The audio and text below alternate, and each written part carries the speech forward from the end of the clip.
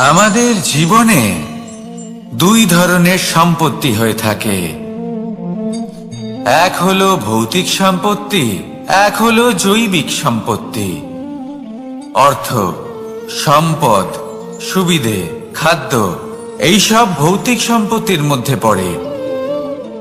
ব্যক্তি, মিত্র, পরিবার, আমাদের আপনজন, আত্মীয় স্বজন সব জৈবিক শ্রেণীতে পড়ে।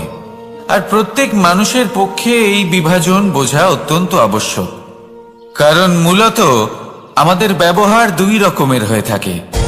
হয় আমরা ভালোবাসি বা আমরা সদ্ব্যবহার করি।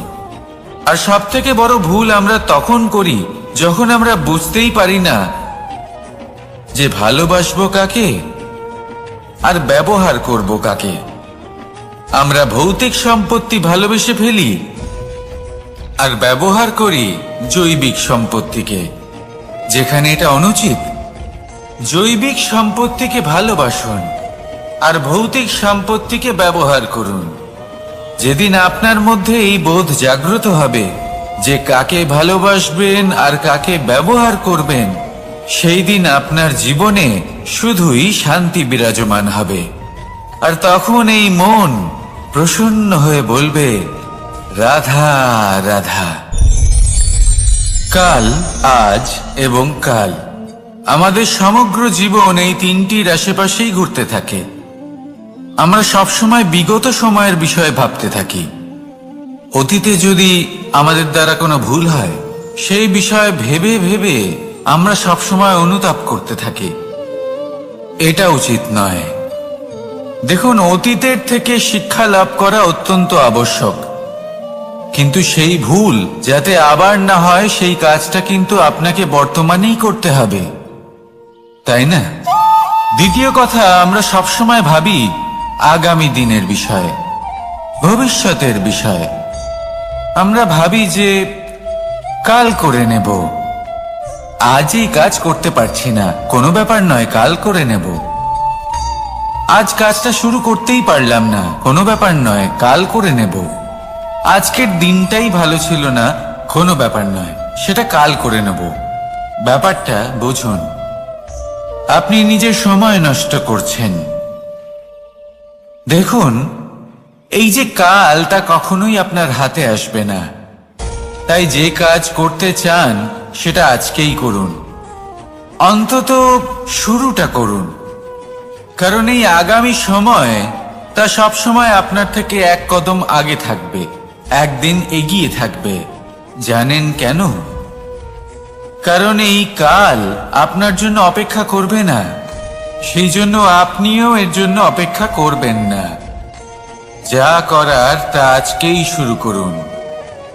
কারণ যে বর্তমানে নিজের ভিত স্থাপন করেন না, ভবিষ্যৎকালে তার সুন্দর শক্তিশালী ভবন কখনো নির্মাণই হয় না। আসুন আর আমার সাথে ভালোবেসে বলুন, রাধা রাধা। আপনার কি মনে আছে যে আপনি শেষবার কবে পরাজিত হয়েছেন? আপনার ভুল কবে হয়েছিল?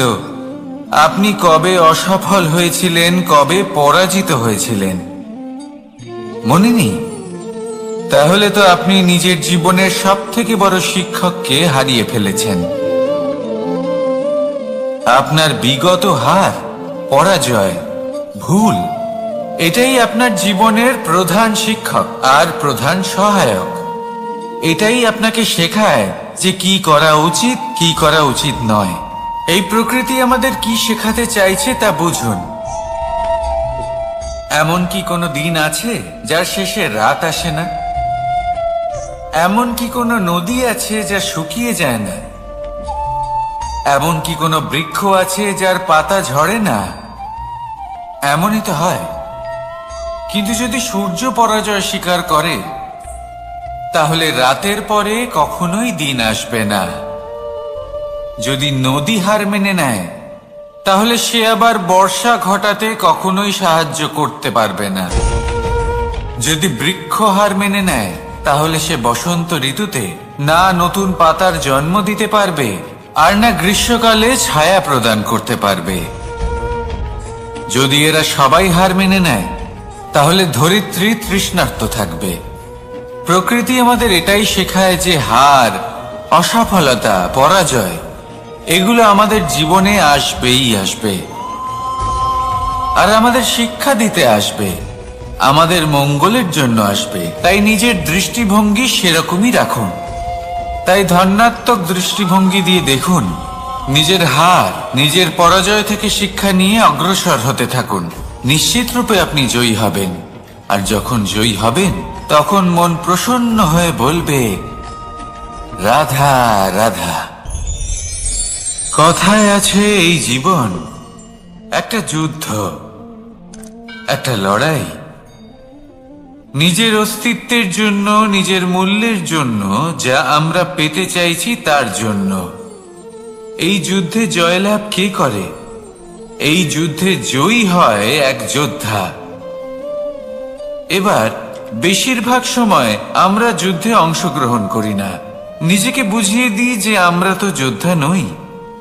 কিন্তু বিষয়টা তা নয়। একটা অত্যন্ত গুরুত্বপূর্ণ কথা আপনাকে মনে রাখতে হবে। কোন যোদ্ধা জন্ম থেকে যোদ্ধা হন না। তিনি চয়ন করেন যে তিনি যোদ্ধা হবেন কিনা।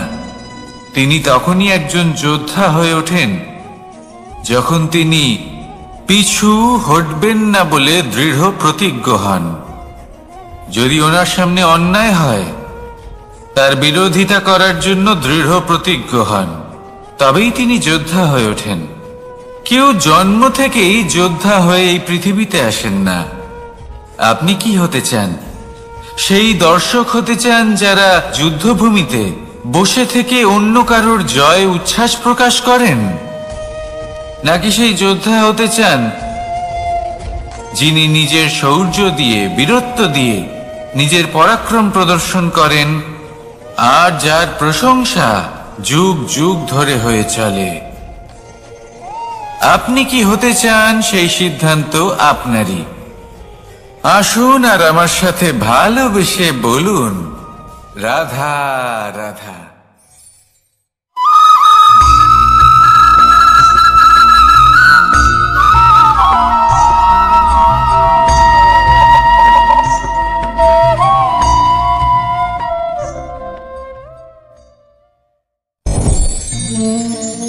অহংকার অত্যন্ত বলশালী হয়। এই অহংকার মানুষকে কখনো নত হতে দেয় না।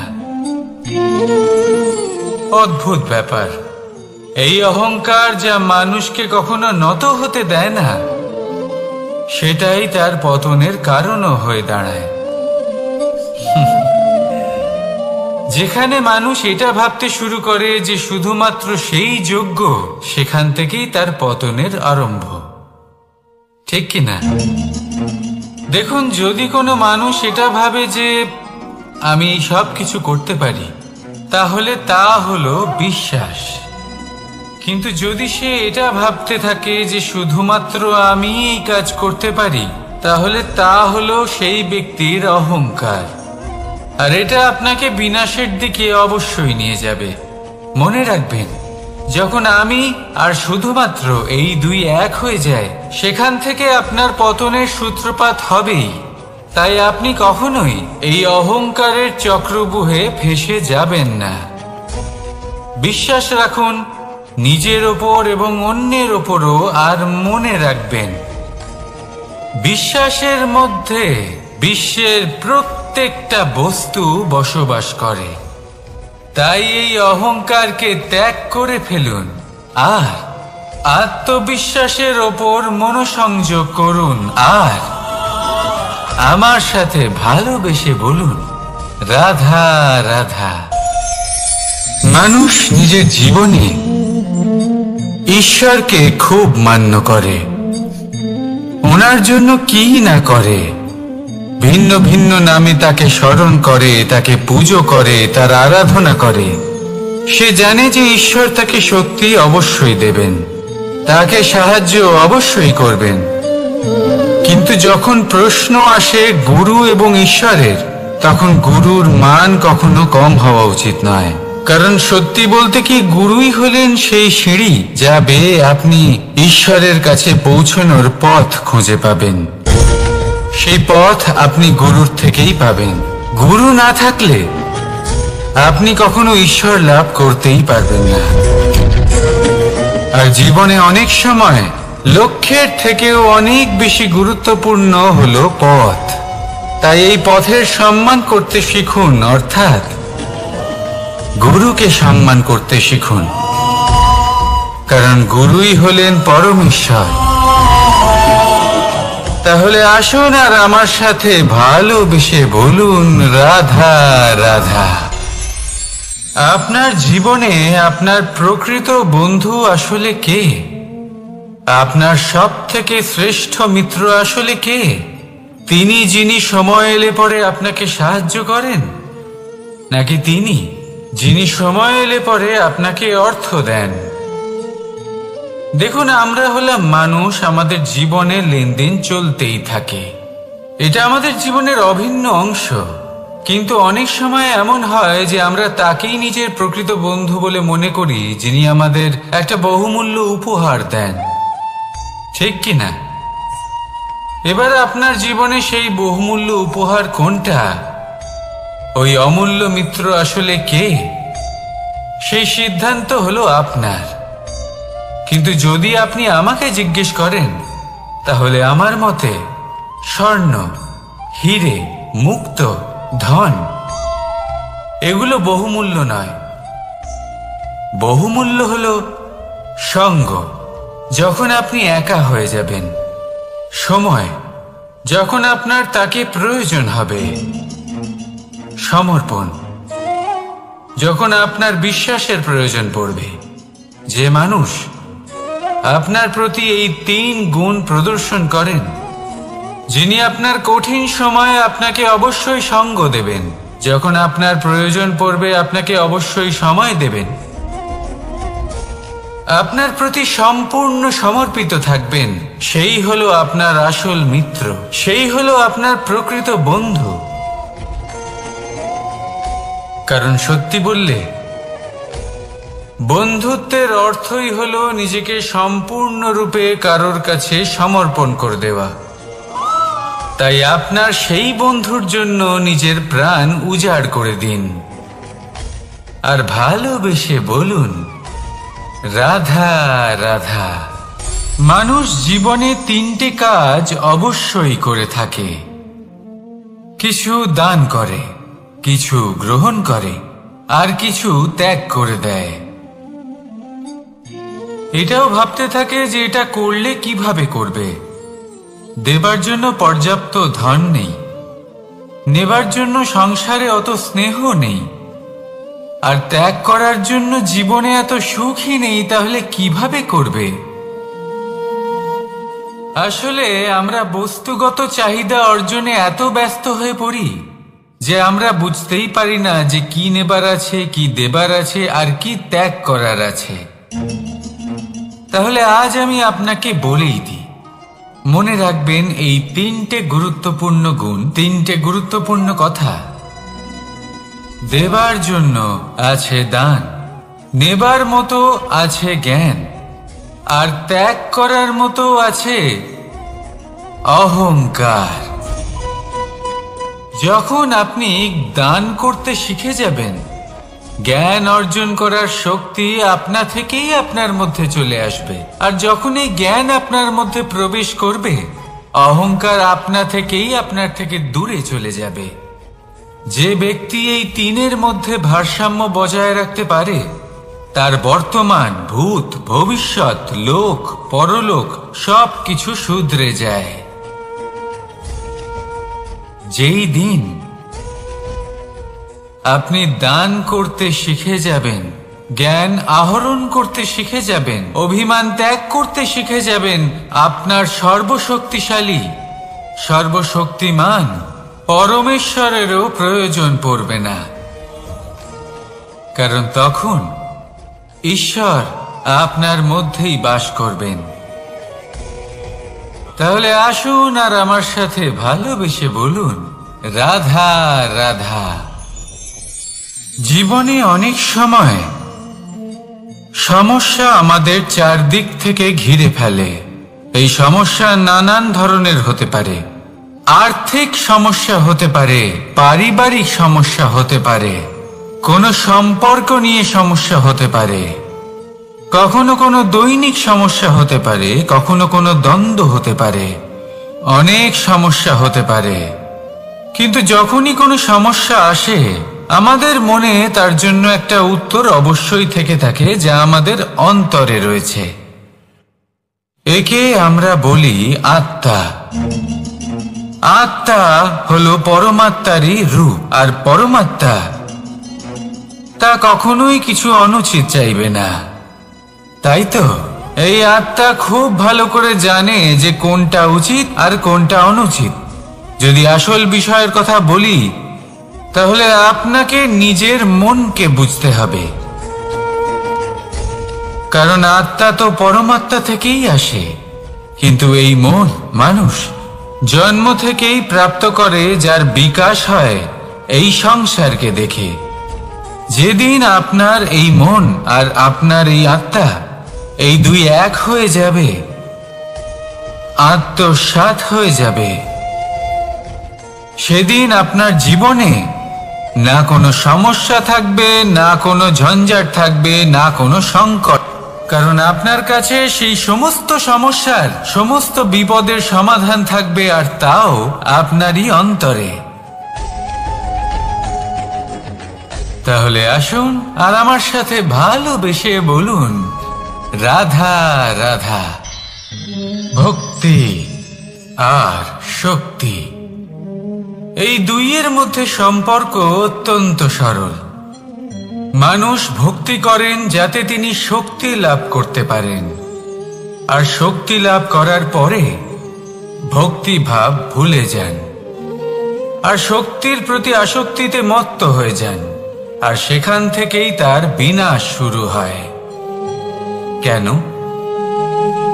কারণ ভক্তির দ্বারা প্রাপ্ত শক্তি অন্য কারোর হিতের জন্য ব্যবহার করতে হয়, অন্য কারোর মঙ্গল করার জন্য ব্যবহার করতে হয়, কারোর বিনাশের জন্য নয়।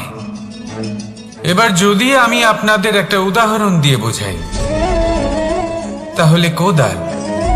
কোদাল দিয়ে আমরা মাটি কোপাতে পারি, একটা গর্ত খুঁড়তে পারি, যাতে একটা নতুন বৃক্ষ জন্ম নিতে পারে। একটা বৃক্ষ যা অন্য জীবকে ফল প্রদান করবে, যাত্রীদের ছায়া প্রদান করবে। কিন্তু এই কোদালের ব্যবহার যদি আমরা অন্য কারোর ক্ষতি করার জন্য করি, তাহলে ক্ষতি শুধুমাত্র আমাদেরই হবে। তাই জীবনে যদি আপনি কোনো শক্তি লাভ করেন, হয়তো ভক্তির দ্বারা বা অন্য যেখান থেকেই হোক, তার সদ্ব্যবহার করতে শিখুন, নয়তো এই প্রাপ্ত শক্তি আপনার পতনের কারণ হয়ে দাঁড়াবে। তাহলে আসুন আমার সাথে ভালোবেসে বলুন, রাধা রাধা। বরদান অত্যন্ত বিচিত্র এক বিষয়, কিন্তু দেখতে গেলে এই বরদান কি না করতে পারে। এক দরিদ্রকে রাজা বানিয়ে দিতে পারে, একজন দুর্বলকে এই সংসারের সব থেকে শক্তিশালী ব্যক্তি বানিয়ে দিতে পারে। কিন্তু আমরা ভুলে যাই এক অত্যন্ত গুরুত্বপূর্ণ কথা। বরদান এই শব্দের শেষে দান লুকিয়ে রয়েছে। এই দান কথাটা অত্যন্ত গুরুত্বপূর্ণ। আমাদের মনে রাখা উচিত এই বরদান আমরা দানে পেয়েছি, আর তাই তার সম্মান করা উচিত, কখনোই অহংকার করা নয়। আর যে ব্যক্তি বরদান পেয়ে অহংকার করেন, তার যা ক্ষতি হয় তা হলো এই বরদান তার থেকে কেড়ে নেওয়া হয়। বর অর্থাৎ শ্রেষ্ঠ, অর্থাৎ বরদানের অর্থ হলো একটা শ্রেষ্ঠ দান, এবং তার ব্যবহার যদি আপনি কারোর ক্ষতি করার জন্য করেন, তাহলে ক্ষতি শুধুই আপনার হবে। তাহলে এই বরদানের সম্মান করুন, উচিত পথে চলুন, আর উচিত উদ্দেশ্য নিয়ে এর ব্যবহার করুন, সব কিছু ভালোই হবে। তাহলে আসুন আর আমার সাথে ভালোবেসে বলুন, রাধা রাধা। পিতা আর পুত্রের সম্পর্ক অত্যন্ত মধুর হয়ে থাকে। পিতা স্বপ্ন দেখেন, তাকে পূর্ণ করার সকল সম্ভাব্য চেষ্টা করেন, কিন্তু তাও অনেক সময় ওনার স্বপ্ন অপূর্ণ থেকে যায়। তখন পিতা ভাবেন যে স্বপ্ন উনি পূর্ণ করতে পারেননি, ওনার সন্তান তা অবশ্যই পূরণ করবে। যে স্থানে উনি কখনো পৌঁছতে পারেননি, সেই স্থানে ওনার পুত্র অবশ্যই পৌঁছবে। পিতা নিজের সন্তানের ভবিষ্যৎ নিয়ে সেই স্বপ্ন দেখেন, আর যখন সেই সন্তান সামনে এগোতে থাকে তখন তার দুঃখ হয় না, বরং গর্ব হয়। ওনার ভালো লাগে এটা দেখে যে ওনার সন্তান অনেক উন্নতি করছে। কিন্তু যখন সন্তান নিজের অভিভাবকের শক্তি দেখে, তার যশ দেখে হিংসা করতে থাকে, সমস্যা সেইখানেই শুরু হয়। সেই জন্য সকল সন্তানকে এটা মনে রাখতে হবে, দেখুন, পুত্র হবার সুবাদে, এক সন্তান হবার সুবাদে এটা হলো আপনার অধিকার যে আপনি আপনার পিতার থেকে বেশি উন্নতি করবেন। আপনার পিতাও এটাই চান, কিন্তু সুস্থভাবে এটা করুন।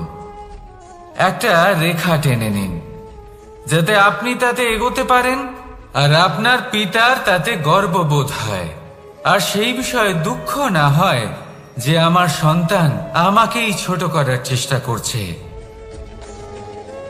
ইতিহাস সাক্ষী রয়েছে, যে মানুষ অন্য কাউকে ছোট করার চেষ্টা করেছেন সেই মানুষই ছোট হয়ে গেছেন। আর আমার মনে হয় না আপনি এটা চান, কারণ কোনো একদিন আপনিও কারোর পিতা হবেন। আসুন আমার সাথে ভালোবেসে বলুন, রাধা রাধা। সাথী।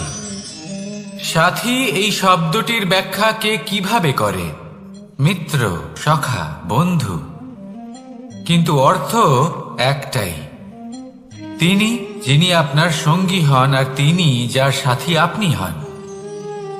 এবার সব থেকে বড় প্রশ্ন হলো এটাই যে তিনি কে হতে পারেন যাকে আপনি আপনার সাথী বলে মেনে নিতে পারেন, নিজের সখা, নিজের মিত্র, নিজের বন্ধু মেনে নিতে পারেন। আপনার সাথী হলেন তিনি যিনি দুঃখের সময় আপনার পাশে থাকবেন, আপনার হাত ধরে থাকবেন। আপনার সাথী হলেন তিনি যার হাত আপনি নিজের সুখের দিনে ধরে থাকবেন। সেই সাথীরই হাত ধরুন যিনি দুঃখে সবসময় আপনাকে সাহায্য করার জন্য তৎপর হয়ে থাকেন, আপনার পাশে থাকেন, আর যাকে সুখের দিনে আপনি আপনার সাথে রাখতে পারেন। আর যখন আপনার সাথে আপনার এই সাথী থাকবে তখন আপনি এটা বুঝবেন যে যখন জীবনে দুঃখ আসে তখন এই দুঃখ কমে যায়, সবার মধ্যে ভাগ হয়ে যায়। আর যদি তখন সুখ আসে তাহলে সেটা সবার উপস্থিতিতে আরো বেড়ে যায়। এটাই হলো প্রেম, এটাই হলো ভালোবাসা, এটাই হলো সঙ্গ। যেমন সম্পর্ক আমার আর রাধার মাঝে। তাহলে আসুন আর আমার সাথে ভালোবেসে বলুন, রাধা রাধা। আমাদের মনে যখন কোনো প্রশ্ন ওঠে, কোনো দ্বন্দ্ব জাগে, তখন আমরা যাই আমাদের গুরুর কাছে, আমাদের আরাধ্যের কাছে গিয়ে জিজ্ঞেস করি। এইভাবেই একদিন আমি পৌঁছলাম আমার আরাধ্যের কাছে, আমার মহাদেবের কাছে, আর ওনাকে প্রশ্ন করলাম যে মহাদেব, জীবনে আনন্দ পাওয়ার, উৎসব পালনের, প্রেম ভাগ করে নেবার, জীবনকে উপভোগ করে নেওয়ার সর্বশ্রেষ্ঠ সময় কোনটা? মহাদেব হাসলেন আর উনি বললেন, জীবনে উৎসব পালনের সব থেকে শ্রেষ্ঠ দিন হলো মৃত্যুর ঠিক আগের দিনটা। প্রেম ভাগ করে নেওয়ার সব থেকে শ্রেষ্ঠ মুহূর্ত হলো মৃত্যুর ঠিক আগের মুহূর্ত।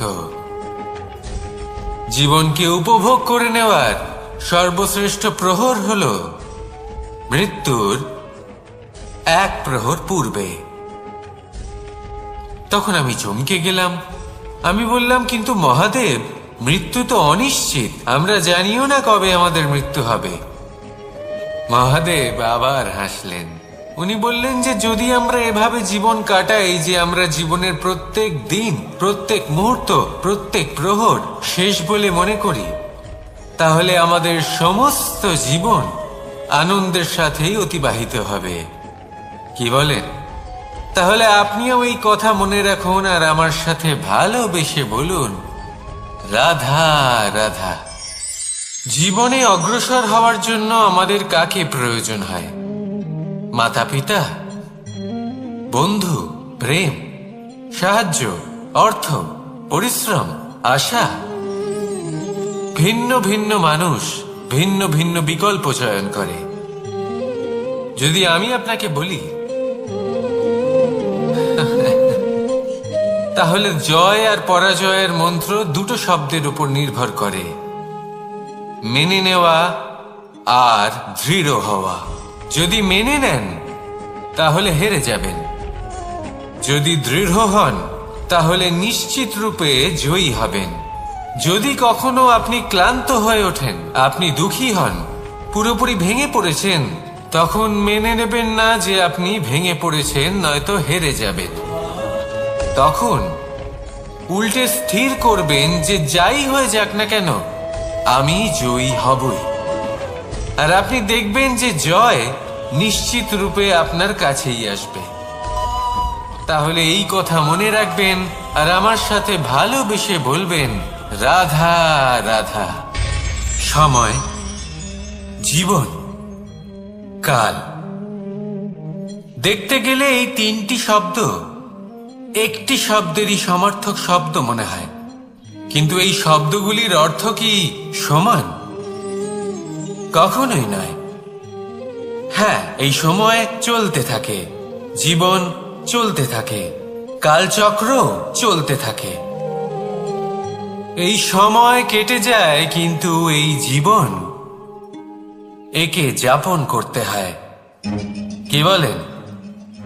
এই জীবনে কিছু করুন বা কিছু না করুন, জীবন এমনি কেটে যাবে, আপনি জানতেও পারবেন না।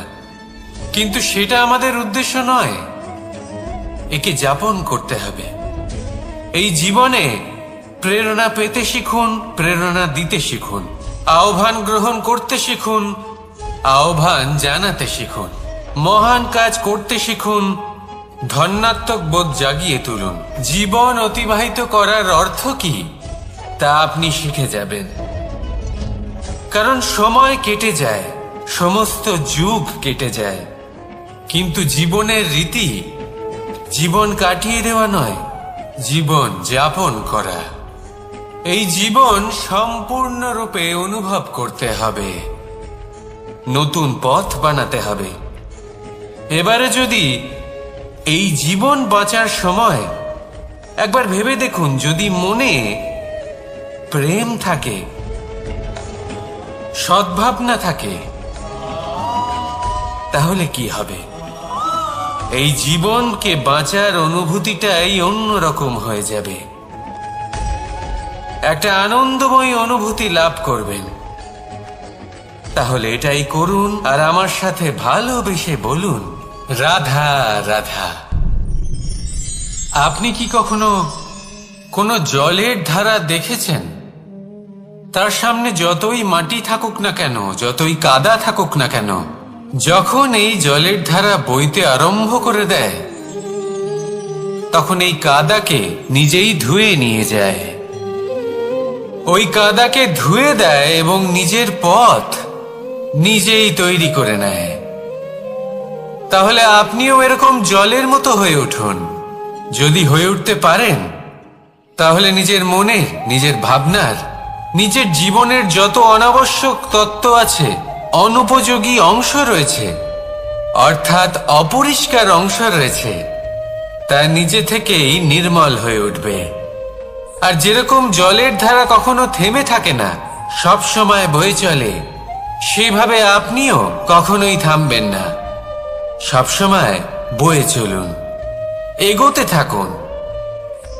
পথে যদি অনেক বিপদ আসে, সমস্যা আসে, থামবেন না, তার উপর নিরন্তর প্রহার করুন, নিরন্তর প্রয়াস করুন আর অগ্রসর হন। আপনি ভেবে দেখুন, এই জলের ধারা কখনো থেমে থাকে না, সবসময় বয়ে চলে।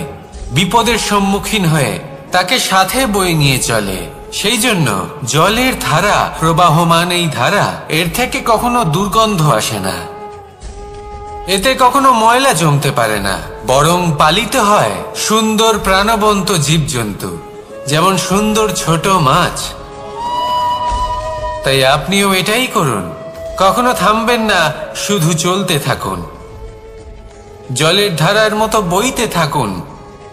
আপনি আপনার লক্ষ্য অবশ্যই খুঁজে পাবেন, আর তার সাথে নিজের অন্তরের যে মালিন্য রয়েছে তা আপনি নিজেই নিজের থেকে দূরে করে দেবেন। তাহলে আসুন আর আমার সাথে ভালোবেসে বলুন, রাধা রাধা। এবার অনেক সময় মানুষের মনে এরকম প্রশ্ন আসে যে এই সংসারে সব থেকে বড় বিপদ কি? কেউ বলে ধর্ম সংকট, আবার কেউ বলে প্রাণের উপর আসা সংকট। প্রত্যেক মানুষের জীবনে বিভিন্ন সংকট আসে, আর এই সমস্ত সংকট অত্যন্ত বিচিত্র হতে পারে। এই সমস্ত সংসার হলো সংকট দ্বারা পরিপূর্ণ। ঠিক আছে, আপনাকে একটা উদাহরণ দিই। একজন ধনী ব্যক্তি, এবার ওনার জীবনে সংকট কি হতে পারে? সংকট এটাই যে কেউ তার সম্পত্তি চুরি না করে নেয়, আমরা বুঝতে পারছি। এবার একজন চোর, তার জীবনে সংকট কি হতে পারে? যে চুরি করার সময় সে যদি তার একটা কাশি চাপতে না পারে, তাহলে সে ধরা পড়ে যেতে পারে, ঠিক কিনা? আবার অনেক সময় এমনও হয় যে যার জন্য আমি সংকট, সেও আমার কাছে সংকট। যেমন এই পরিস্থিতিতে দেখুন, সংকট হলো সংকট, এ তো জীবনে থাকবে, কিন্তু এর সম্মুখীন কিভাবে হওয়া যায়? খুব সরল, সব এটার ওপর নির্ভর করে, মনের ওপর। এই মনকে নিয়ন্ত্রণ করলে সব ঠিক থাকবে। এবার যদি ধনী ব্যক্তি মনকে নিয়ন্ত্রণ করে ফেলেন, নিজের অর্থের ব্যবহার শুভ কাজের জন্য, সমাজের সেবার জন্য বিকাশ করতে করেন, ওই অর্থকে একত্রিত করে না রাখেন, তাহলে চুরির সমস্যা, এই সংকট সেখানেই কেটে যাবে। এবার যদি কথা বলি সেই চোরের, তাহলে চোর যদি নিজের মনকে সংযত করে নেয়, যদি নিজের কর্মকে নিয়ন্ত্রণ করতে পারে, তাহলে এমন কোনো স্বর নেই যা ওকে ধরা পড়তে বাধ্য করবে। সেই জন্য জীবনে সংকট যতই আসুক, যত বড়ই সংকট আসুক না কেন, কবচ হলো একটাই, আর এই কবচের নাম হলো আত্মনিয়ন্ত্রণ। নিজের মনকে নিয়ন্ত্রণে রাখতে শিখুন। এটা নিজের জীবনে প্রয়োগ করে তো দেখুন। যদি আপনি করতে পারেন, তবে আপনি দেখবেন যে সংকট তো জীবনে আসা যাওয়া করে, কিন্তু সেই সংকটগুলির সম্মুখীন আপনি এইভাবে করতে পারবেন। তাহলে সেটাই করুন, আর আমার সাথে ভালোবেসে বলুন, রাধা রাধা। এই দড়িটা দেখুন, ছোট ছোট রেশম দ্বারা তৈরি, এটা সরু সুতো দ্বারা তৈরি হয়েছে এটা, আর এ অত্যন্ত কোমলও বটে। আর আপনি চাইলে এটা সোজাও করে দিতে পারেন, আর চাইলে এটা বেঁকিয়েও দিতে পারেন, আর যদি চান তাহলে এটা গোল গোল করে বেঁধে কোথাও রেখেও দিতে পারেন।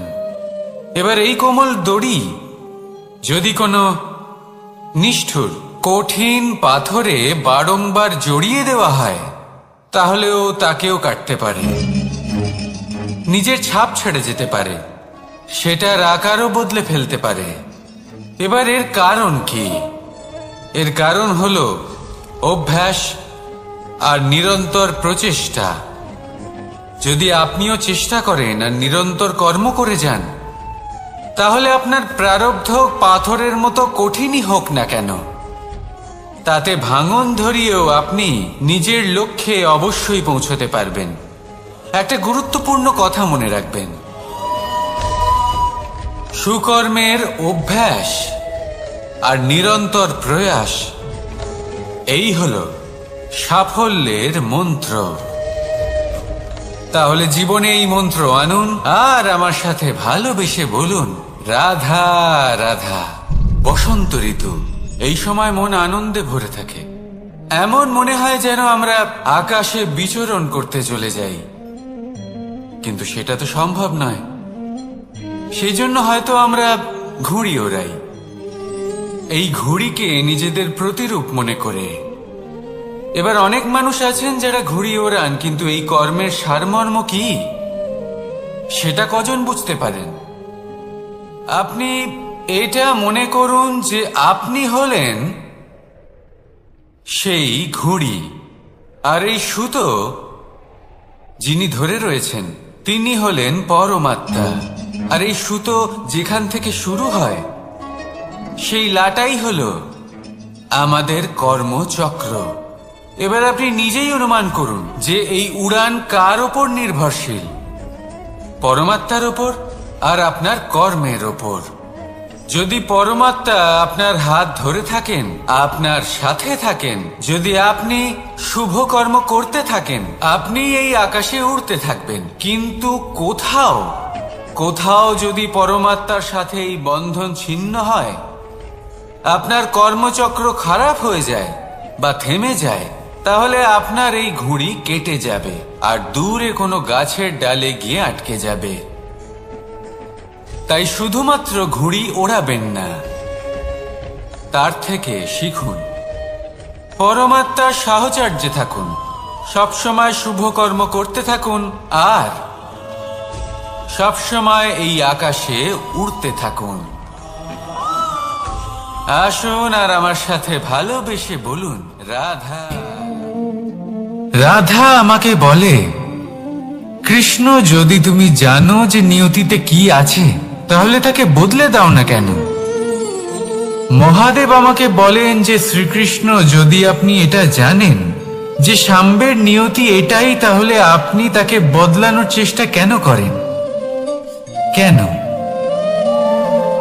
কারণ আমি একজন পিতা, আর পিতার কর্তব্য এটাই, তিনি যেন সম্ভাব্য সব চেষ্টা করেন নিজের সন্তানের মঙ্গলের জন্য। নিয়তি আমি জানি, কিন্তু এটাও আমি জানি যে কর্মের থেকে বড় আর কোনো নিয়তি হতে পারে না।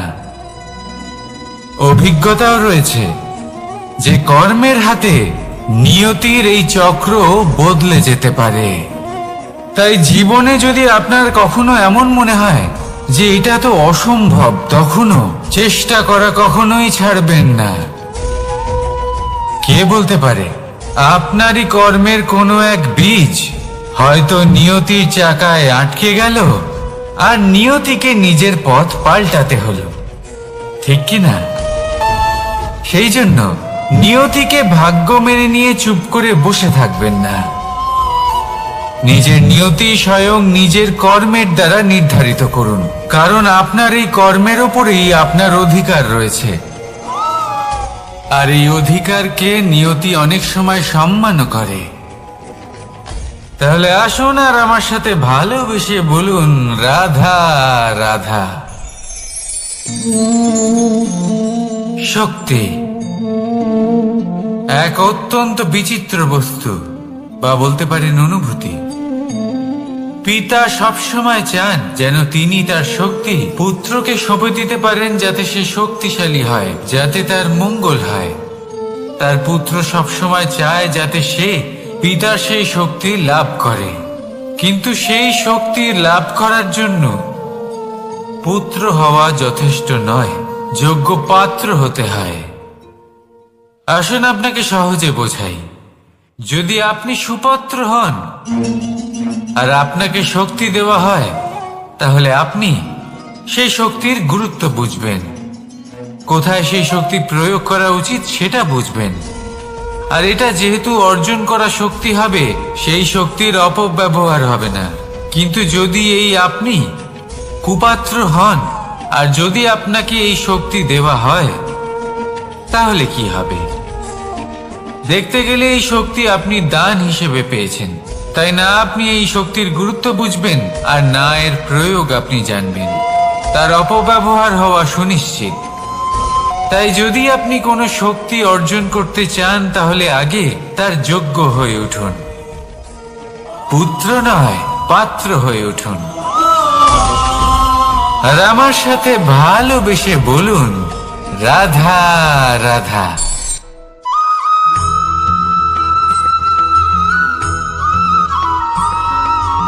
আমি অনেক সংখ্যক মানুষকে দেখেছি, তাদের কাছে অত্যাধিক জ্ঞান আছে, শিল্প আছে, পর্বতের মতো উচ্চতা লাভ করতে চাই, সব ঠিক আছে, কিন্তু তার জন্য আমরা কাজ কি করি? যদি এরকম আমরা হতে চাই, তাহলে সবার আগে সূর্যের মতো নিজেকে উজ্জ্বল করুন। সূর্যের সব থেকে বেশি আলো নিজের অন্তরে থাকে।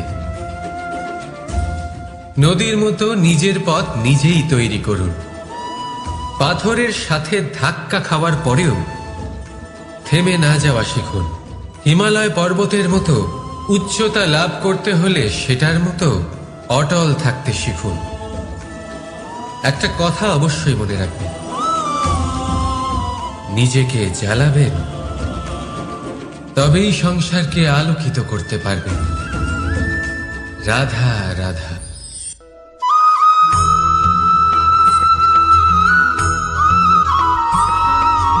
অনেক সময় আমরা জীবনে অনেক মানুষকে এমন বলতে শুনে থাকি যে আমি অসফল হয়েছি কারণ আমার সময় ভালো যাচ্ছিল না। আমি এই জিনিসটা লাভ করতে চাইছিলাম কিন্তু করতে পারলাম না কারণ আমার সময়টা ভালো যাচ্ছিল না। আমি আমার জীবনে ওই মহান কাজটা করতে চাইছিলাম কিন্তু করতে পারলাম না।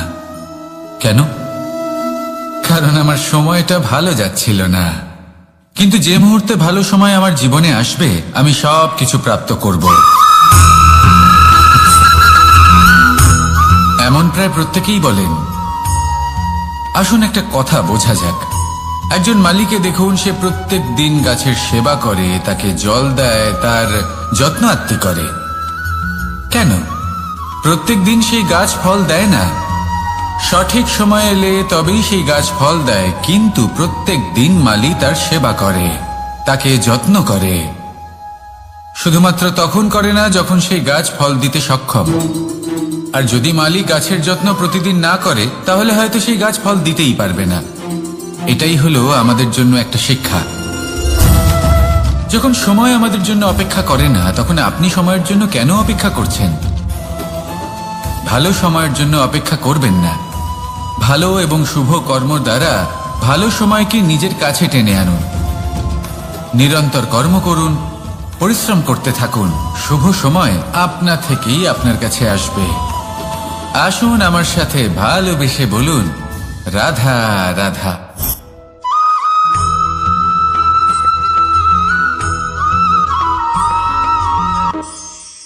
প্রতীক্ষা, প্রয়াস, এই দুই জীবনের অভিন্ন অঙ্গ। দেখতে গেলে আমরা জীবনে কারোর না কারোর প্রতীক্ষা অবশ্যই করি। সে কোনো ব্যক্তি হোক বা সময় হোক বা কোনো ভাবনা, সবকিছুই হতে পারে। আর দেখতে গেলে সব সময় কেউ না কেউ কিছু প্রয়াসও করে চলেছে। যেমন সাফল্য আসার প্রতীক্ষা, বিফলতা যাতে না আসে তার জন্য প্রয়াস। সুখ আসার প্রতীক্ষা, দুঃখ যাতে না আসে তার জন্য প্রয়াস। এবার প্রতীক্ষা আর প্রয়াসের মধ্যে এক ঘনিষ্ঠ সম্পর্ক রয়েছে, আর তা হলো যিনি প্রতীক্ষা করেন তিনি ঠিক তাই পান যা একজন প্রয়াস করা ব্যক্তি পেছনে ফেলে আসে। তাই প্রতীক্ষা নয়, প্রয়াস করুন। এই প্রয়াসের মধ্যেই সুখের চাবিকাঠি রয়েছে। রাধা রাধা।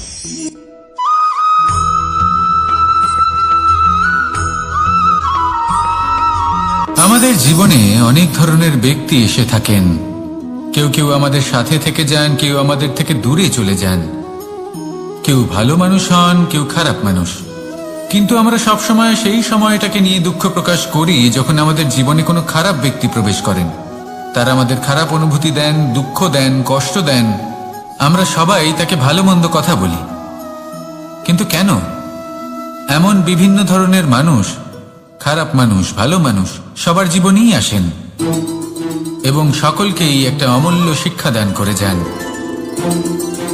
এবার আপনি নিজেই ভেবে দেখুন, জীবনে যখন প্রথমবার আপনি আগুন স্পর্শ করেছিলেন তখন আপনি একটা শিক্ষা লাভ করেছিলেন যে আমাকে আগুনের থেকে একটু দূরে থাকতে হবে। তারপর আস্তে আস্তে আপনি শিখলেন যে কিভাবে এই আগুনকে নিয়ন্ত্রণে রাখতে হবে।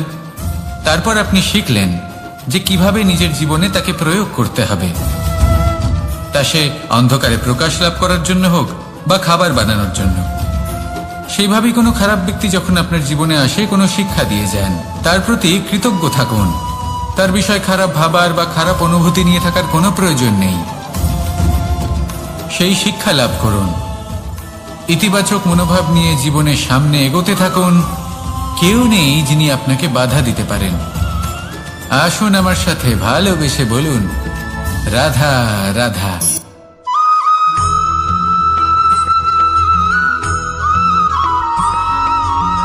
মানুষ কর্ম করেন। আমি বারংবার বলি যে ফলের আশা করবেন না। তাও মানুষ কোথাও না কোথাও নিজের কর্মের বদলে কোনো না কোনো ফলের আশা অবশ্যই রাখেন। কখনো তিনি সফল হন, কখনো অসফল।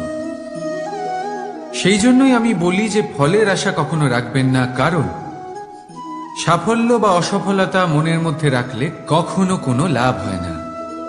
যদি সাফল্য মনের মধ্যে রাখেন তাহলে অহংকার জন্ম নেবে। যদি অসফলতা মনের মধ্যে রাখেন তাহলে এক হীনমন্যতায় আপনি ভুগবেন, যা দিয়ে কোনো শুভকর্ম হবে না। সেই জন্য শুধুই কর্ম করে যান, কর্মেই মগ্ন থাকুন। আর আসুন আমার সাথে ভালোবেসে বলুন, রাধা রাধা।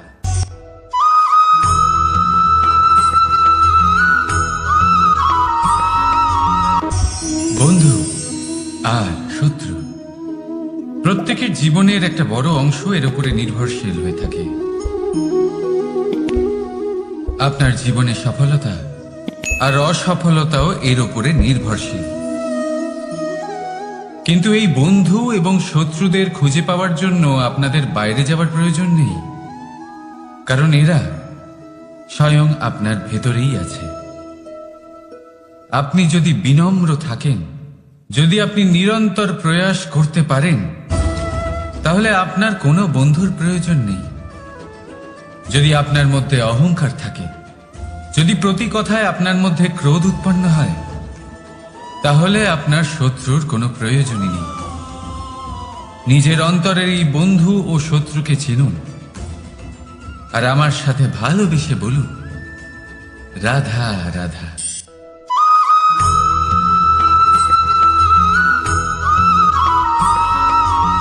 সংসারে সকলে উঁচুতে উঠতে চায়, কেউ নত হতে চায় না। সবাই এটা মনে করে যে নত হওয়ার অর্থ হলো তাদের আত্মসম্মান এবং অহংবোধের বিরুদ্ধাচরণ করা। তাদের মনে হয় যে যদি আমরা নত হই, সংসার আমাদের দুর্বল মনে করবে, তাদের শৌর্য এবং তাদের ব্যক্তিত্বের অপমান হবে। কিন্তু এটা কি সত্যি? প্রত্যেকবার নত হওয়ার অর্থ কি সম্মানহানি হওয়া? কখনোই নয়। আপনি নিজের জীবনকেই দেখে নিন। আপনার কোনো অমূল্য জিনিস যদি নিচে পড়ে যায় তাহলে তাকে কিভাবে তোলেন? সেই বস্তুকে তোলার জন্য আপনাকে নত হতেই হবে। আপনি বড়দের আশীর্বাদ কিভাবে লাভ করেন? আপনি নত হয়ে তবেই তাদের আশীর্বাদ লাভ করতে পারেন, তাই না? ভেবে দেখুন, আপনি একটা পথে হাঁটছেন, আপনি দেখতে চাইছেন যে আপনি সঠিক পথে হাঁটছেন কিনা, পায়ের নিচে কাঁটা পড়ে আছে কিনা। কিভাবে দেখবেন? আপনাকে সেই মাথা নত করেই দেখতে হবে। এর অর্থ কি? অর্থ খুব সহজ। প্রত্যেকবার নত হওয়া অনুচিত নয়, সেটা কোনোভাবেই সম্মানহানি নয়। পরিস্থিতি অনুসারে এবং যেখানে প্রয়োজন আপনি নত হতে শিখে গেলে আপনি অনেক কিছুই লাভ করতে পারবেন। জ্ঞান, মান, গুণ, বিশ্বাস। সেই জন্য প্রয়োজন এবং পরিস্থিতি অনুসারে নত হতে শিখুন, এতে অনুচিত কিছুই নেই। আত্মসম্মান থাকা অত্যন্ত প্রয়োজনীয়, কিন্তু তা যেন কখনো অহংকারে পরিণত না হয়। এই বিষয়ে অবশ্যই নজর রাখবেন এবং আমার সাথে ভালোবেসে বলবেন, রাধা রাধা।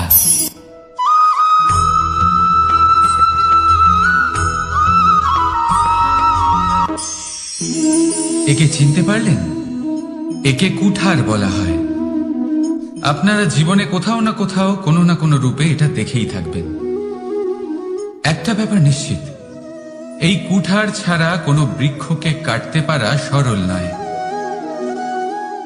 এবার আপনি কখনো এটা ভেবেছেন, এই কুঠার, এর এই অংশ, এর মুখটাই যদি না থাকে তাহলে কি হবে? এ শুধুমাত্র কোনো বৃক্ষই নয়, তার কোনো ডালও কাটতে সক্ষম হবে না। এবারে ভাবুন, এই শুকনো কাঠের হাতল এ আমরা কোত্থেকে পেলাম? কোনো এক বৃক্ষ থেকেই। সেই ডাল যাকে কেটে ফেলা হয়েছিল এক বৃক্ষকে কাটার জন্য, এই ডালই শস্ত্ররূপে প্রস্তুত। আমাদের জীবনে আমাদের প্রিয়জন, আমাদের আপনজন যখন সময় কখনো কখনো তাদের সঙ্গ না দেয়, যদি তারা দৈন্য দশায় থাকেন, তাহলে তাদের সঙ্গ কখনো ছাড়বেন না। ওনাদের প্রয়োজন শুধুমাত্র মনোবল। তা তাদের দিন। তাদের সাহায্য করা আপনার কর্তব্য। হয়তো তাদের সাথে থেকে আপনার কোনো লাভ হবে না, কিন্তু তাদের দূরে থাকাতে আপনার ক্ষতি অবশ্যই হতে পারে। সর্বদা সাহায্য করুন। সঠিক সময় আসলে তা আপনার সহায়ক অবশ্যই হবে। রাধা রাধা।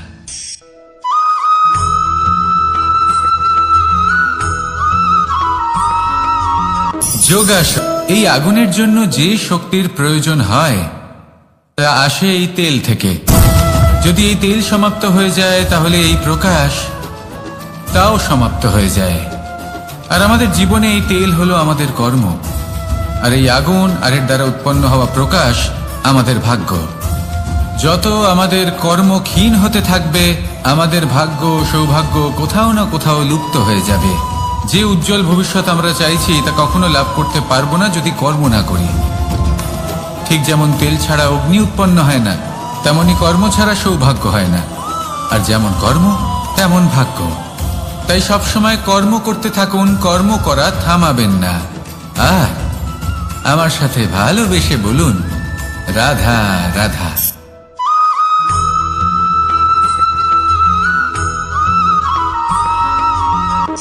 কোনো ব্যক্তির ব্যক্তিত্ব কিভাবে তৈরি হয়? আপনার কি মনে হয় যে ব্যক্তি জন্ম থেকে তার স্বভাব নিয়ে জন্মায়? নাকি আপনার মনে হয় যে এই প্রকৃতি ব্যক্তির জন্য তার নিয়তি রচনা করে? না, এরকম একেবারেই হয় না। আমি আপনাকে বোঝাচ্ছি। যখনই বৃষ্টি পড়ে কোনো বিন্দুর দিকে দেখবেন। এবার এই বিন্দু যেখানে পড়ছে তার উপরে নির্ভর করছে তারপর কি হবে। যদি এই বিন্দু পড়ে কোনো ক্ষেতের ওপরে, তাহলে কোনো নতুন ফসলের জন্ম দেবে। যদি সেই গরম কড়াইতে পড়ে তাহলে বাষ্পীত হবে। যদি সে কোনো সাপের মুখের ভেতরে পড়ে তাহলে বিষ তৈরি হবে। ঝিনুকের ভেতরে পড়লে মুক্তো তৈরি হবে। যদি কোনো পাতার ওপরে পড়ে তাহলে শিশির তৈরি হবে। একই বিন্দু, কিন্তু তার সঙ্গত তার ভবিষ্যৎ এবং ব্যক্তিত্ব নির্ধারণ করবে। এবার এটা তো শুধুমাত্র এক বিন্দু। তার কাজ হলো শুধুমাত্র পড়া। কোথায় সেটা সেও নির্ধারণ করতে পারে না। কিন্তু আপনি হলেন মানুষ। আপনি বাছাই করতে পারবেন যে আপনার সঙ্গী কারা হবে, কাদের সাথে আপনি মেলামেশা করে বড় হবেন। তাই তা ভালোভাবে করুন, কারণ এই নির্বাচন আপনার হাতে। কারণ এই জীবন আপনার, ভবিষ্যৎ আপনার। এবার আপনি মহান হতে চান কি না তার নির্ণয় আপনাকেই করতে হবে। আসুন আমার সাথে ভালোবেসে বলুন, রাধা রাধা।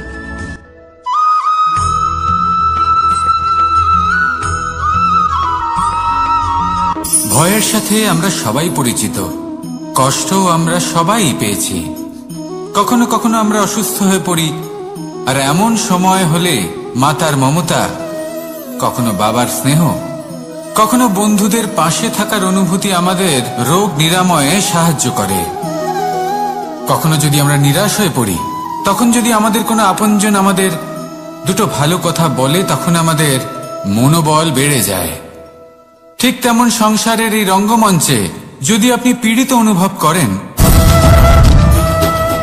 কিছু শুভ কথা আলোচনা করুন, কিছু স্তুতি গান করুন, কিছু মুহূর্তের জন্য হলেও নিজের ইষ্টদেবের কথা স্মরণ করুন আর প্রার্থনা করুন। সাহস বাড়বে, শক্তিও বৃদ্ধি পাবে এবং সামনে এগিয়ে চলার পথও দেখতে পাবেন।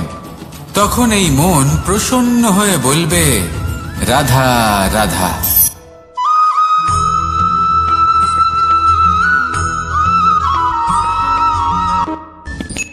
সূর্যের তাপ এতটাই প্রখর হয়, তা সমস্ত বনস্পতিকে শুষ্ক করে দেয়। পুকুর হোক, নদী হোক, সরোবর হোক, সমস্ত শুষ্ক হয়ে যায়। কিন্তু আপনি কখনো শুনেছেন সূর্যের তাপে সমুদ্র শুকিয়ে গেছে? এমন কখনোই হয় না।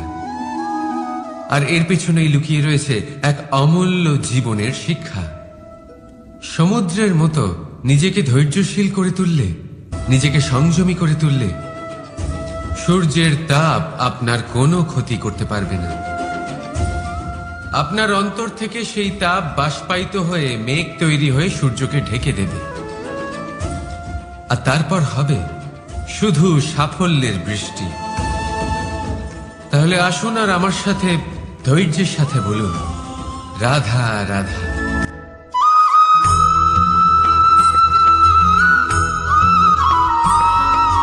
মানুষের জীবনে দুই ধরনের আবেগ থাকে যা চিরকাল তার সাথে বসবাস করে। প্রথম, স্বপ্ন। দ্বিতীয়, অজুহাত। মানুষ হাজার হাজার স্বপ্ন দেখতে পারে। আমাকে এই কাজ করতে হবে, আমাকে ওখানে ঘুরতে যেতে হবে, আমার জীবনে এই অসম্ভব কাজ বাস্তবায়িত করে দেখাতে হবে, আদি ইত্যাদি। এবার ঠিক যেমন স্বপ্ন দেখেন, সেইভাবে অজুহাতও খুঁজে নিয়ে আসেন। আমি এই স্বপ্ন পূরণ করতে পারলাম না, কারণ আমাকে কেউ সাহায্যই করলো না, কারণ আমি দুর্বল হয়ে পড়েছিলাম, কারণ আমার কাছে সময়ই ছিল না, আদি ইত্যাদি। এবার সাফল্য এবং অসফলতার মাঝখানে এই ধরনের সংঘর্ষ হতে থাকে। সাফল্য তখন লাভ করা সম্ভব যখন আপনার স্বপ্ন আপনার অজুহাতের থেকে অনেক বড় হয়, আর অসফলতা তখন পাবেন যখন আপনার অজুহাত আপনার স্বপ্নের থেকে অনেক বড় হয়। আপনি যদি সাফল্য লাভ করতে চান, তাহলে চেষ্টা করতে থাকুন, পরিশ্রম করুন।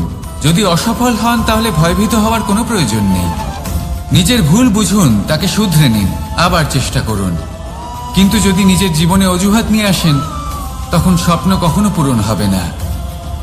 আসুন আমার সাথে ভালোবেসে বলুন, রাধা রাধা।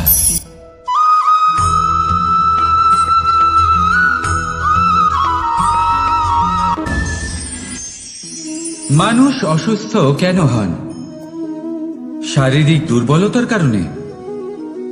না, মানুষ অসুস্থ হন তার মানসিকতার কারণে, তার বিবেকের কারণে, তার কর্মের কারণে, তার ক্রোধের কারণে। আর যখন কেউ সুস্থ হন, ঠিক হয়ে যান, তার মানে এটা নয় যে শুধু ওষুধের জন্য তিনি সুস্থ হয়েছেন। না, এটা কারোর তার প্রতি প্রেমের প্রভাব, বিশ্বাসের প্রভাব, সম্বলের প্রভাব। শুধুমাত্র ওষুধ দিয়ে কিছুই হয় না। যদি মনে প্রেম থাকে, বিবেক থাকে, বিশ্বাস থাকে, সম্বল থাকে, তবেই সেই ওষুধ কাজ করতে পারে। তাই মনে রাখবেন, এই জীবন হলো অত্যন্ত ছোট। মনে প্রেম ভাব রাখুন, মিত্রতা করুন, শত্রুতা নয়। ভালোবাসুন, বিদ্বেষ নয়। আর এই ভালোবাসার সাথেই বলুন, রাধা রাধা।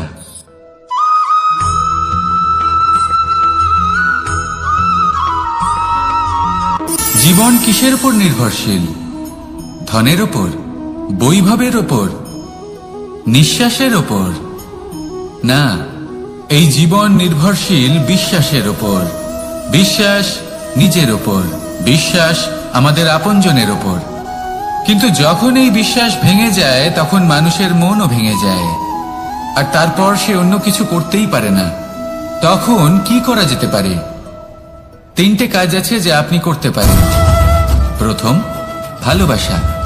যাকে আপনি ভালোবাসেন, যারা আপনাকে ভালোবাসে, ভুল যারই হোক না কেন, তার কাছে ক্ষমা চাইতে কখনোই সংকোচ বোধ করবেন না। দ্বিতীয় হলো বিশ্বাস। যারা আপনাকে ভালোবাসেন, আপনাকে বিশ্বাস করেন, তাদের বিশ্বাস কখনো ভাঙবেন না। তৃতীয় হলো আশা। যারা আপনাকে ভালোবাসেন, আপনাকে বিশ্বাস করেন, তাদের আশা আপনার সাথে জড়িত। তাদের থেকে কখনো কিচ্ছু লুকোবেন না। এই তিনটে কাজ করুন আর এই জীবন সুপ্রসন্ন হয়ে বলবে, রাধা রাধা।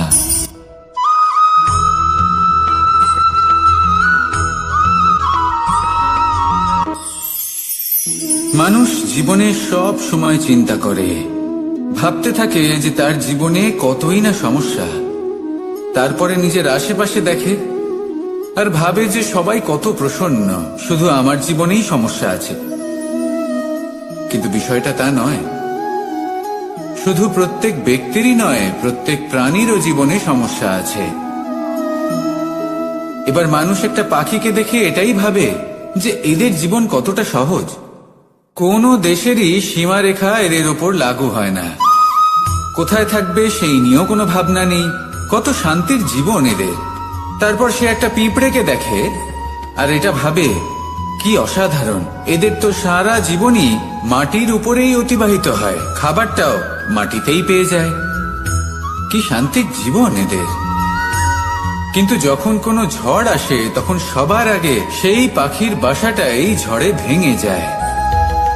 এই পাখি যে শাখাতেই গিয়ে বসে পড়ুক, তাদের উপর সবসময় সংকট থাকে যে ওপর থেকে কোনো বড় পাখি এসে তাদের উপর প্রহার না করে, তারা নিজেদের প্রাণ না হারায়। আর যদি কথা বলি পিঁপড়েকে নিয়ে, এদের উপর সবসময় সংকট থাকে যে কোনোভাবে বাতাস বা জল এদের ভাসিয়ে না নিয়ে যায়, কোনো প্রাণী ওকে পা দিয়ে পিষে না দেয়, এই পিঁপড়ে পিষ্ট হয়ে না মারা যায়। দেখুন, সমস্যা প্রত্যেকের জীবনে রয়েছে আর এই সমস্যা আসতেই থাকবে। এর অর্থ এটা নয় যে এই সমস্যার সম্মুখীন হওয়া যায় না, এর সমাধানও সম্ভব নয়।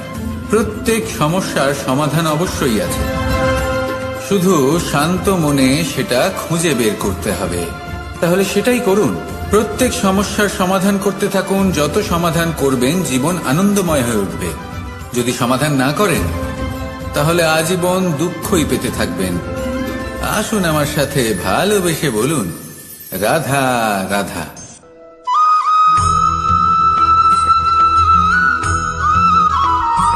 প্রেম হলো এই সংসারের সব থেকে বড় ঢাল এবং সব থেকে বড় অস্ত্র। এই প্রেম ছাড়া না কোনো ন্যায় হয় আর না কোনো শাস্ত্র, না জীবন আছে আর না অন্ত। এবার যদি এই প্রেম মনের মধ্যে বাস করতে শুরু করে, তাহলে কখনো কোনো সমস্যাই হবে না। আর যদি হয়েও থাকে, তাহলে তা স্থায়ী হবে না। এই প্রেম কি না করতে পারে? এই প্রেম সমস্ত সমস্যা মিটিয়ে ফেলতে পারে। আপনার মনের মধ্যে অহংকারকেও বিনাশ করে দিতে পারে। আপনাকে সাক্ষাৎ ঈশ্বরের সাথে দেখা করাতে পারে। তাই প্রেমের দ্বারা প্রয়াস করতে থাকুন। এই সংসারের প্রত্যেক মানুষকে, প্রত্যেক বস্তুকে, প্রত্যেক জীব জন্তুকে ভালোবাসবেন। আর এই প্রেমের দ্বারাই বলুন, রাধা রাধা।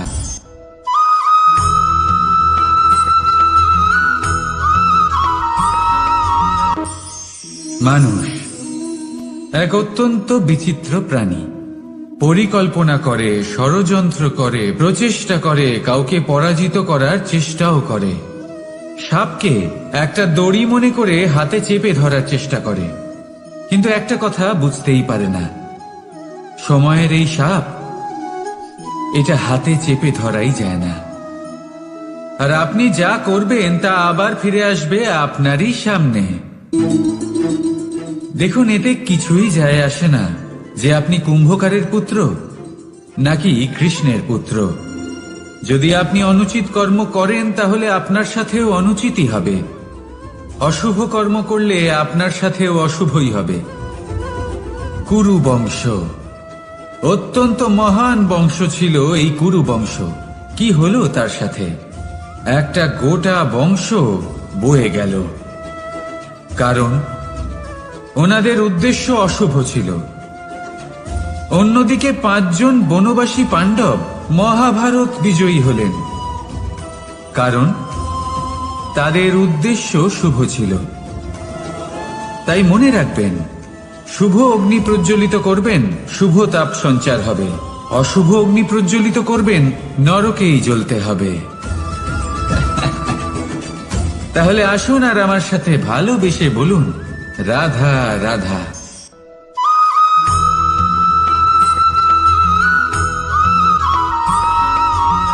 প্রেম এই সংসারে এসেছিল এই সংসারকে প্রেমের শিক্ষা দেওয়ার জন্য, এই জীবনের সুখের অনুভূতি আসলে কি তা শেখানোর জন্য। কিন্তু যদি সত্যি কথা বলি, তো আমি নিজেই প্রতিদিন প্রেমের নতুন নতুন স্বরূপ দেখতে পাই। প্রেমের একটা নতুন অনুভূতি প্রত্যেক নতুন দিনে। আর তার কারণ হলো এই প্রেম অনন্ত, এ হলো দৈব।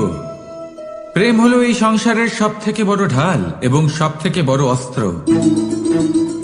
এই প্রেম ছাড়া না কোনো ন্যায় হয় আর না কোনো শাস্ত্র, না জীবন আছে আর না অন্ত। এবার যদি এই প্রেম মনের মধ্যে বাস করতে শুরু করে, তাহলে কখনো কোনো সমস্যাই হবে না। আর যদি হয়েও থাকে, তাহলে তা স্থায়ী হবে না। এই প্রেম কি না করতে পারে? এই প্রেম সমস্ত সমস্যা মিটিয়ে ফেলতে পারে। আপনার মনের মধ্যে অহংকারকেও বিনাশ করে দিতে পারে। আপনাকে সাক্ষাৎ ঈশ্বরের সাথে দেখা করাতে পারে। তাই প্রেমের দ্বারা প্রয়াস করতে থাকুন। এই সংসারের প্রত্যেক মানুষকে, প্রত্যেক বস্তুকে, প্রত্যেক জীব জন্তুকে ভালোবাসবেন। আর এই প্রেমের দ্বারাই বলুন, রাধা রাধা।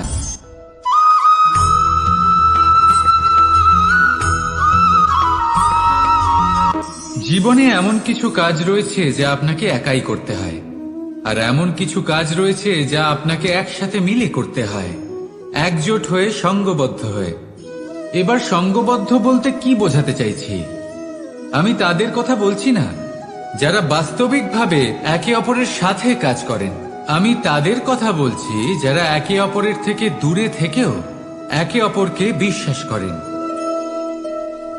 আমি আগেও বলেছিলাম, সমস্ত বিশ্বের আশা বিশ্বাসেই বসবাস করে, তাই না? তাই যেখানে সমস্ত বিশ্ব আছে, সমস্ত সংসার আছে, সেইখানেই বিশ্বাস রয়েছে। তাই আপনার আশেপাশে এমন দল সঙ্গবদ্ধ করুন যাদের আপনার উপর বিশ্বাস আছে আর যাদেরকে আপনি বিশ্বাস করতে পারেন। তাহলে আসুন আর আমার সাথে ভালোবেসে বলুন, রাধা রাধা।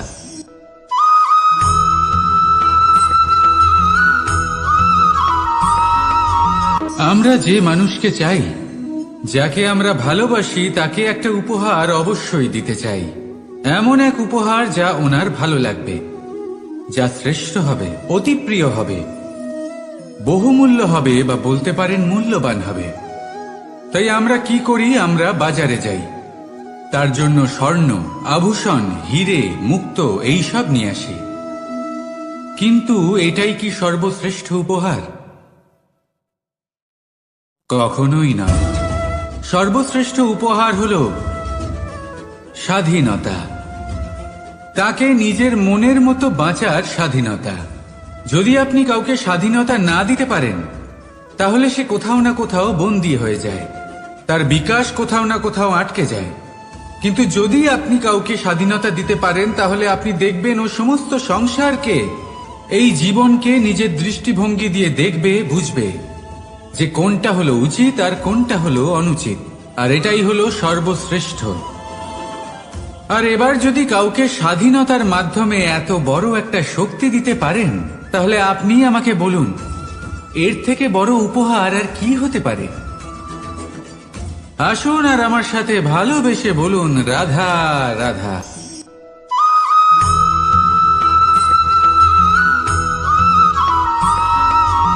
পিতা আর পুত্রের সম্পর্ক অত্যন্ত মধুর হয়ে থাকে।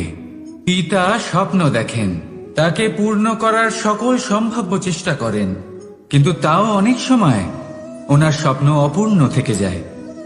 তখন পিতা ভাবেন যে স্বপ্ন উনি পূর্ণ করতে পারেননি, ওনার সন্তান তা অবশ্যই পূরণ করবে। যে স্থানে উনি কখনো পৌঁছতে পারেননি সেই স্থানে ওনার পুত্র অবশ্যই পৌঁছবে। পিতা নিজের সন্তানের ভবিষ্যৎ নিয়ে সেই স্বপ্ন দেখেন, আর যখন সেই সন্তান সামনে এগোতে থাকে তখন তার দুঃখ হয় না, বরং গর্ব হয়। ওনার ভালো লাগে এটা দেখে যে ওনার সন্তান অনেক উন্নতি করছে। কিন্তু যখন সন্তান নিজের অভিভাবকের শক্তি দেখে, তার যশ দেখে হিংসা করতে থাকে, সমস্যা সেইখানেই শুরু হয়। সেই জন্য সকল সন্তানকে এটা মনে রাখতে হবে, দেখুন পুত্র হবার সুবাদে এক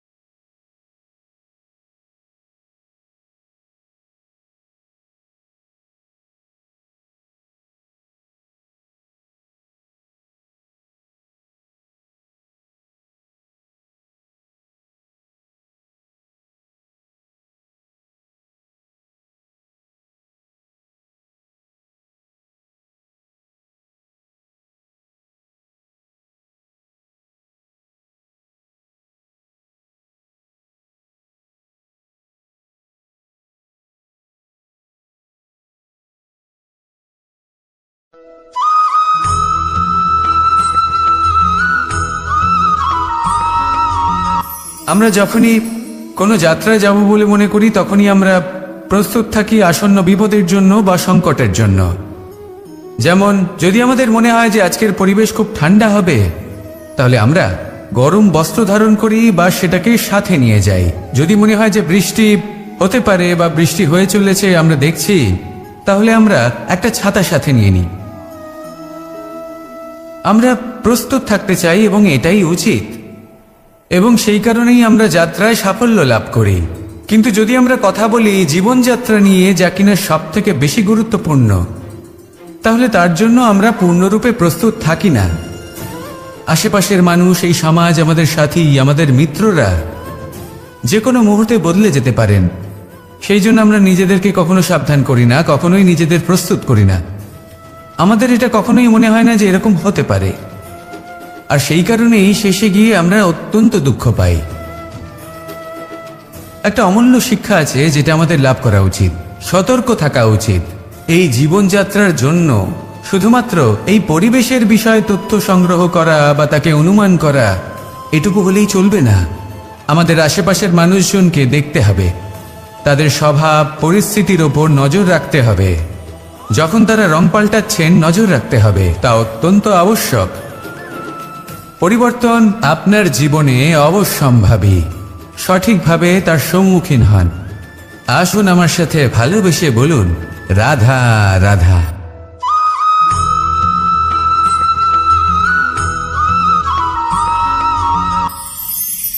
ঈশ্বর আসলে কে? সংসারের বেশিরভাগ মানুষের কাছে ঈশ্বর হলেন এই সংসারের রচয়িতা, পালনকর্তা। কারোর কাছে উনি জ্ঞাতা, কারোর কাছে উনি হলেন আস্থার প্রতীক, আবার কারোর জন্য শুধুমাত্র অন্ধ বিশ্বাস। কিন্তু এই ঈশ্বর কি কোনো শরীর, নাকি একটা বোধ, নাকি শুধুই শ্রদ্ধা? ঈশ্বর হলেন তিনি যিনি হলেন আপনার ইষ্ট। সেই জন্যই তো গুরু, মাতা, পিতা এনাদেরও ঈশ্বরই বলা হয়েছে। যাদেরকে আমরা ঈশ্বর বলে মনে করি, যারা আমাদের ইষ্ট, তারা আমাদের একটি পথ দেখান, একটি দিকে চালিত করেন। সেই পথে চলে আপনি শুভ কর্ম করতে পারেন। আর যখন কোনো ব্যক্তি তার ঈশ্বরের আদেশ পালন করেন, তখন সে নিজে থেকেই শুভ পথে অগ্রসর হয়ে যান। বেশ কয়েকজন মানুষ ঈশ্বরের ওপর আস্থা রাখেন এবং ভাবেন যে অনুচিত কোনো কাজ করা উচিত নয়, ঈশ্বর দেখছেন। ওনারা ভয় পান যে কোনো অনুচিত কর্ম করলে কে জানে তার পরিণাম কি হবে। এমন অনেক ব্যক্তি রয়েছেন যারা ঈশ্বরকে বিশ্বাস করেন এবং জানেন যে ঈশ্বর তাদেরকে দেখছেন, তাই যে যে শুভ কর্ম ওনারা করেছেন তার ফল তারা অবশ্যই পাবেন। এবার আপনি ভয় পেয়ে ঈশ্বরকে বিশ্বাস করবেন, নাকি বিশ্বাসের দ্বারা ঈশ্বরকে বিশ্বাস করবেন, সেই সিদ্ধান্ত আপনারই। কিন্তু হ্যাঁ, যদি আপনার মনে ঈশ্বরের জন্য কোনো স্থান থাকে, যদি আপনার কোনো ইষ্ট থাকেন, যদি আপনি কাউকে ঈশ্বর মনে করেন, যার প্রত্যেক আদেশ আপনি পালন করে থাকেন, তাহলে বলি ঈশ্বর কখনো আপনাকে অনুচিত পথে চালিত করবেন না। আসুন আমার সাথে ভালোবেসে বলুন, রাধা রাধা।